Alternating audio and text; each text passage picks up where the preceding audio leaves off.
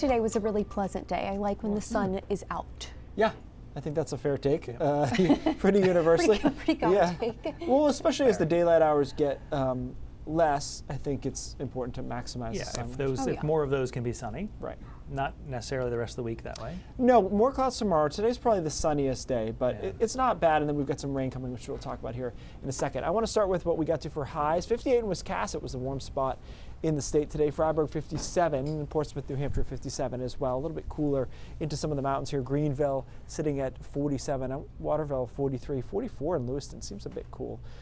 But they did have a little bit more cloud cover around. So the rest of today is fine. Tonight, first half, clear, and then high thin clouds come in off the ocean. By tomorrow morning, we've got more cloudiness around, but I do think that tomorrow doesn't really play as a cloudy day. There's just more clouds than today, somewhere between maybe what we had on Monday and what we're experiencing today is where we'll end up. Temperatures are down just a little bit because of that, probably in the low 50s instead of the mid 50s for many of us, and then 40s across central and northern Maine for high temperatures.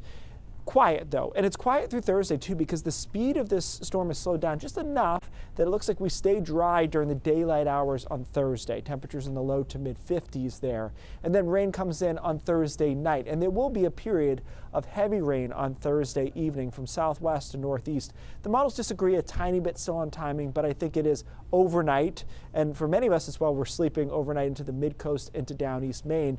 But by 9 or 10 o'clock, it looks like the rain is probably just about into the mid-coast and we start clearing out. In fact, we may have a pretty nice afternoon over southern and western Maine where temperatures could pop in the low to mid 60s by the time we're talking about trick-or-treating and all that. So we're really, I think, going to turn the day around pretty substantially on Friday. Gets a little bit dicier across northern Maine where it may take longer, so there could still be some showers around for trick-or-treating and evening activities across northern Maine and the mountains. But generally, the heavy rain will be out of here in time.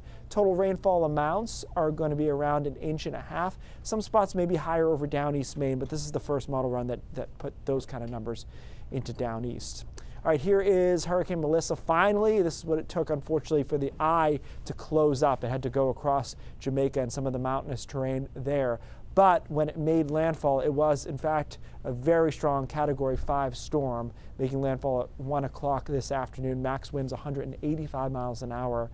And the strongest ties for the strongest Atlantic Basin landfall for a hurricane. Not just Jamaica, but the entire Atlantic Basin. So some rarefied air there, unfortunately. See what kind of reports we get out of there over the coming days. It is going to be windy on Saturday. I kept putting breezy and then taking it out because my own rule is that breezy is up to 30 miles an hour. And I think it'll be probably higher than that on some gusts on Saturday. So we'll call that windy instead. And then chilly early sunset. I know that's not part of the forecast, but just a reminder on Sunday, and we're a bit cooler into next week in general in the low 50s. So we will see. We'll get another drought monitor on Thursday, which will, of course, reflect not much rain. So I anticipate that will technically worsen, and then we'll see what we get on Thursday night into Friday. Okay. Cold weekend. Mm-hmm. We're ready. Keith, thank you.